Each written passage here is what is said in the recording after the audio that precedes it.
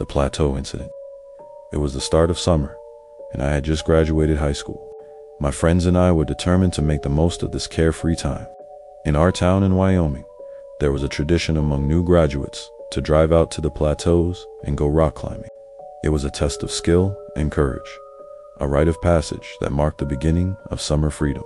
It was me, Alexandra, Nick, and Jack. Alexandra had the only car reliable enough for the trip, a Jeep she adored and often took off-road.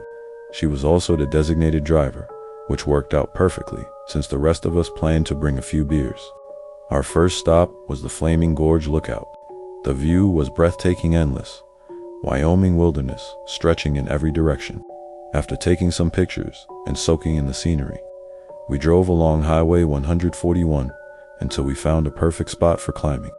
The climb was manageable, about 15 minutes to the top. Alexandra went first, then me, Nick, and finally Jack. Reaching the summit, we cracked open our beers and admired the view, laughing and talking about friends from school. That's when we saw it. A red pickup truck speeding down the highway, stopping abruptly, then reversing toward our Jeep. A man got out tall, broad-shouldered, his movements deliberate and unsettling. At first, we thought he might just be another hiker, but he started inspecting Alexandra's Jeep, trying doors, peering into windows. Nick yelled from the plateau, announcing our presence. The man froze, then waved. We assumed he was leaving, but he didn't.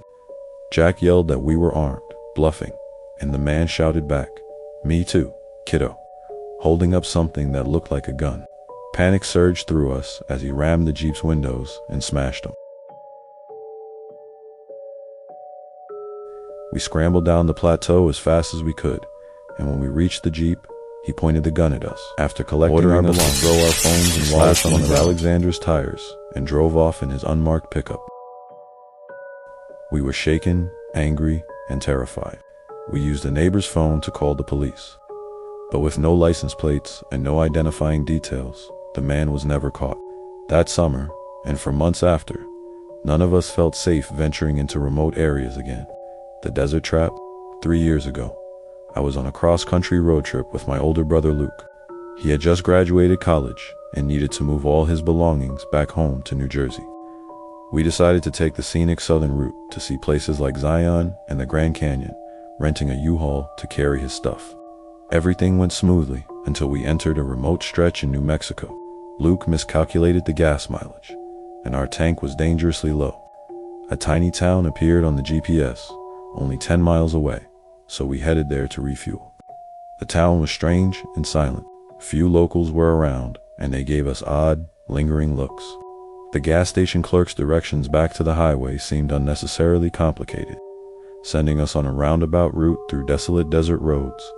The GPS failed, and cell service was almost non-existent. As we drove in circles, a dusty pickup pulled up beside us. The driver asked if we were lost. Luke tried to gauge if it was safe, and I felt my anxiety spike. The man warned us that the route we planned would take us through a dangerous area notorious for crime.